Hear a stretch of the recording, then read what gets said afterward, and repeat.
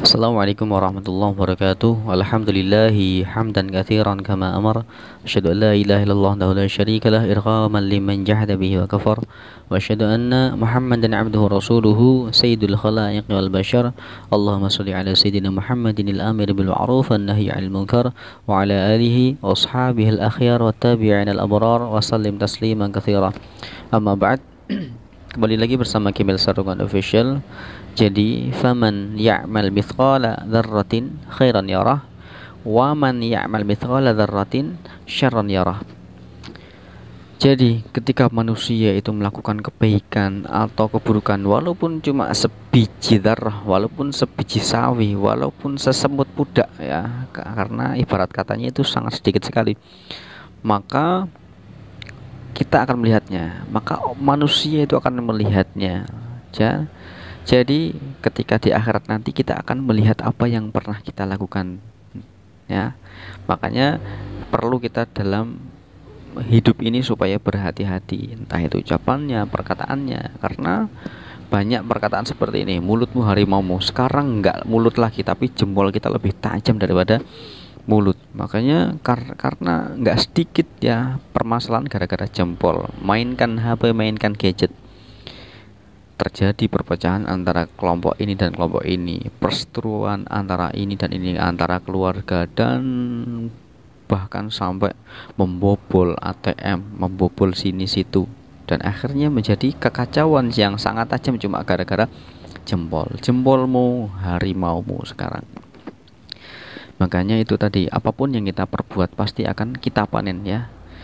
Ya, bahwasanya kita itu dituntut untuk berhati-hati dalam menyikapi hal apapun ketika kita hidup, karena hidup ini nggak lama. Kalau hidup ini nggak lama, cuma kita mempunyai prasangka buruk, punya hati yang kurang baik kepada siapapun itu, makanya ketika kita meninggal kita akan merasakan kecewa. Ya Allah, hidupku cuma habis untuk berpikiran yang negatif tentang siapapun itu. Orang yang ahli ibadah meninggal pun akan merasakan kecewa, karena ya Allah, aku selama hidup kurang dalam melakukan ibadah, kurang pasrah kepadamu, seperti itu. Makanya sebelum hari itu tiba ya, makanya sejak sekarang kita mulai hidup kita dengan merubahnya, yang tadinya buruk berubah menjadi baik, yang hatinya tadinya nggak tulus dijadikan supaya menjadi tulus ya, karena Allah itu sangat baik dengan kita. Makanya kita sebagai umat Muhammad itu akan akan diadili lebih dulu dan akan dimasukkan surga lebih dulu daripada umat-umat Nabi yang lain. Itu karena Allah sangat baik dengan kita. Allah sangat baik dengan kita, akhirnya kita dijadikan umatnya Nabi Muhammad, umat yang sangat spesial daripada umat-umat Nabi-Nabi yang lain. Itu Allah sangat murah, sangat baik dengan kita, sampai kebaikannya itu diobral dengan kita, sampai kita itu nggak pernah bersyukur. Bahkan kita itu terkesan menghujat kepada Allah, karena itu tadi, ya Allah, hidupku seperti ini, kok kurang syukur, sama sekali nggak pernah bersyukur, karena Allah memberikan kenikmatan yang terlalu berlebihan kepada kita, yaitu kita diberikan bisa berkedip ya, kedip saja. Semua nggak bisa berkedip, udah berapa habis juta itu ya. Makanya kita bisa berkedip, kita nggak pernah bersyukur. Makanya itu tadi, Allah memberikan kita secara cuma-cuma, kita nggak memintanya supaya kita bisa berkedip, dan kita nggak berdoa untuk memintanya supaya kita bisa berkedip. Itu cuma sekedar berkedip saja, kedip sekali, 2 kali sehari, itu kedip berapa kali nggak pernah kita hitung kan ya. Makanya itu tadi, kita kurang bersyukur, makanya merasa kehidupan ini selalu kurang, apapun nggak pernah cukup. Dan bahkan karena kelebihan yang Allah berikan kepada kita, kita sampai lupa bahwasanya berbuat dosa itu sangat ringan sekali, karena kita sudah kebanyakan merasakan kenikmatan yang sangat banyak. Pokoknya kita berbuat dosa dengan jempol kita, padahal kita nggak pernah bersyukur. Ya Allah, berikan tangan seperti ini, digunakan untuk apa? Beribadah. Untuk apa? Supaya tangan ini berguna untuk ibadah. Itu makanya perbaikilah hidup ini.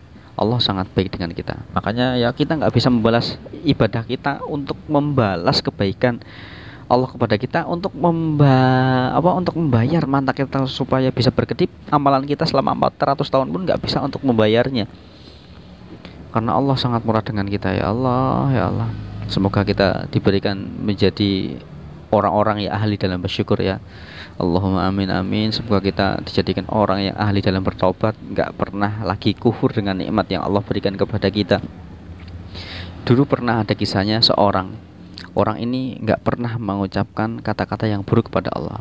Orang ini selalu mengucapkan alhamdulillah hadza bi khair. Alhamdulillah ini baik, seperti itu. Dia di mana berada mendapatkan apapun musibahnya selalu alhamdulillah hadza bi khair. Alhamdulillah hadza bi khair. Seolah-olah itu hidupnya nggak pernah ada masalah apapun. Suatu ketika karena temannya itu merasa ini orang kok seperti ini, kok nggak pernah merasakan kehidupan susah, padahal hidupnya susah nggak pernah berkata astagfirullahaladzim ini gimana ini, tapi alhamdulillah hadza bi khair.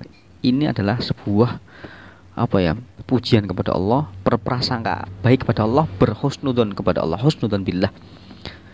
Makanya orang ini mendapatkan kebaikan dari Allah yang nggak pernah dirasakan oleh orang-orang yang tidak melakukan hal seperti ini. Dulu ketika itu ada orang yang ya itulah menguji orang ini apakah masih bisa mengucapkan alhamdulillah hadza bi khair. Suatu ketika itu dia itu kan orang yang maksudnya kan punya banyak peliharaan ontanya banyak sekali, ternak ontanya banyak sekali. Nah, ada orang yang ingin menguji apakah masih bisa mengucapkan alhamdulillah hadza bi khair. Itu akhirnya onta itu entah gimana caranya itu diambil lalu disimpan di suatu tempat, ya disembunyikan supaya orang ini gimana nanti reaksinya setelah orang ini keluar dan orang ini yang ambil ini ketemu sama dia. Pak, ontanya kok nggak ada semua, ini diambil sama orang loh. Alhamdulillah hadza bi khair. Dia orangnya aduh, kok bisa unta sebanyak itu hilang cuma berkata alhamdulillah hadza bi khair. Akhirnya sampai berlarut berhari-hari itu ada garong, malam-malamnya itu ada garong dan mengambil, pokoknya orang yang punya onta di malam itu semua hilang semua. Nah, kecuali punya bapak ini yang selalu mengucapkan alhamdulillah hadza bi khair. Lalu karena hal seperti itu, ini orang yang tadinya mengambil ontanya bilang sama bapak ini, Pak, sebenarnya onta bapak itu nggak hilang, tapi onta bapak itu ada di saya hanya menguji jenengan apakah masih bisa mengucapkan alhamdulillah hadza bi khair. Karena keberkahan selalu mengucapkan alhamdulillah bi khair, onta orang-orang tetangganya banyaknya yang hilang, ontanya bapak ini malah disimpankan oleh orang ini. Itulah makanya saya selalu menyuarakan tentang berhusnudzon, karena banyak sekali kejadian yang di luar nalar kita karena kehusnudzonan akhirnya jadilah apa yang tadinya buruk menjadi baik. Itulah makanya husnudzon kepada Allah. Kita diberikan hidup kok kayak ini, kok nggak kaya hidupnya cuma seperti ini lah, itu mungkin sedang diuji sama Allah. Kita nggak bisa bersuudzon kepada Allah karena semua sama Allah itu sudah ditakdirkan, sudah ada garisnya. Tetapi bukan karena takdir kita langsung kita tiduran aja, semua udah ditakdirkan sama Allah kok aku tak tidur aja lah. Itu bukan pasrah kepada Allah, tapi sudah putus asa namanya.